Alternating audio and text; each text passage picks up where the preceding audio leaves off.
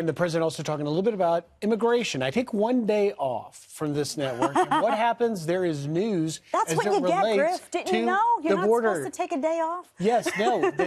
In California, a federal district judge ruling blocking the president from using DOD funds to build 51 miles. This is a judge that is getting in the way of. There's two lawsuits brought against President Wall. One by California in a group, and another by the Sierra Club trying to stop it. This judge weighing in. It's District Court Judge Haywood Gilliam. Here is a part of his ruling I want to read to you. It says, this case presents strictly legal questions regarding whether the proposed plan for funding border barrier construction exceeds the executive branch's lawful authority under the Constitution and a number of statutes duly enacted by Congress. The point here is that the president is trying to do everything. The immigration system in our nation is fundamentally broken in tatters. In the Border Patrol, the brave men and women of the Border Patrol cannot do it by themselves. And this is an effort to get 51 miles in the Yuma sector built. And this judge is stepping in saying, you can't do it. This is an Obama-appointed judge. And the question remains, will this be, is this going to be a battle now between President Trump and the court system? Because he's kind of backed into a corner, right? He's not getting any help from Democrats. Now you're going to have battles in the courts. And he's just sitting here saying, how am I supposed to protect the border? How am I supposed to protect our national security? And I think he's starting to feel like, where do I go from here? What do I do to accomplish this task? Because this is my primary job, right? His primary job is to protect this country as chief executive officer, and he's feeling like, where do I go? So the question is, will these battles in the courts be successful against him? They're going to have to play out. But last time I checked, Judge Haywood Gilliam did not run for president and did not win the election.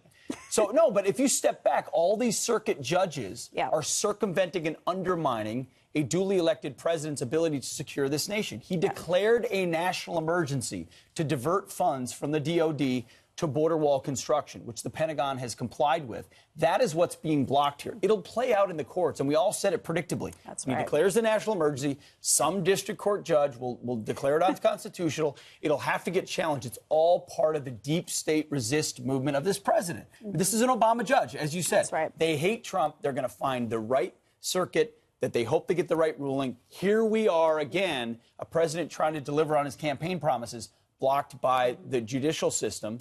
So it'll be fought. It'll play out. But all the while, Griff, to your point, the crisis continues. Yeah, they also need, solution. just to note, they also need their 2020 talking point, folks on the left, and they are backed up oftentimes by the court system. There are many, liberal judges out there that want to reinforce this idea. In order for them to say that Trump is anti-immigrant, in order to stress this, oh, this was a manufactured crisis, or this was Trump's fault, they need to not have him win on this issue. And victory would be to actually getting the money and reappropriating the money to secure the border. New border walls. What's really interesting is that the person that's in the lead on the Democratic side is Joe Biden, and I'm curious to see how Joe Biden is going to play this all out, because when you look back just a short time ago and you listen to Joe Biden talking about illegal immigration, let's see what he had to say back in 2006.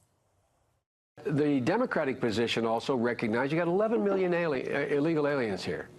They have to have a way to earn their way into the deal. This is an amnesty. They're required to take 11 years' worth. They pay a fine. They got to learn to speak English. They got to pass tests. I like the English part. Yeah. I like the English part. By the way, if we want the problems of Canada right now, keep encouraging people to keep their foreign language. English is going to unite this country potentially. It always has in the past. I can't think of a country that has two languages as their accepted languages that is doing all that well, including Switzerland and or Canada.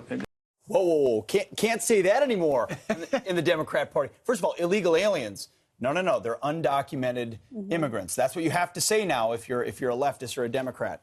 And then talking about speaking English, I've said this, others have. Of course, that has to be part of our cultural fabric, the same language. Joe Biden could never say that today. And if there are any real reporters out there, besides at this network, they should ask him about these comments. It is, but listen, the president's immigration plan, moving to a merit-based from family-based, is going to be a 2020 talking point. But we've put two issues out there this morning. One is a literally exploding problem, a 5-alarm fire, if you will, with what's happening.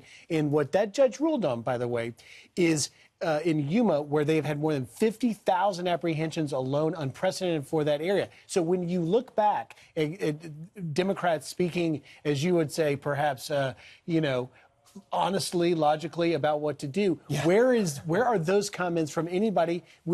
Before I went, off for a few days, I was reporting on one of the 2020. Kirsten Gillibrand wants to just stop detaining people altogether. It's really, when you talk to the Border Patrol agents that I talk to, they're very troubled at what lawmakers are doing. In particular, they wish Democrats would get back to comments like to that those from Joe common Biden. sense comments. Also, people watching at home, yes, that was Chris Matthews that you heard saying English is going to unite this country potentially. So it's also a commentary on the media. Because if you look at far-left media and how they have kind of gone with the political left, with those politicians, and shifted all the way. Can you imagine someone like Chris Matthews, who is notably liberal, right now coming out and saying something like this? It just goes to show you where the left in its entirety has shifted in this country in such a short... That's 2006. That's not 1992. That's not that long ago to have such a dynamic shift. They have completely lost their mind.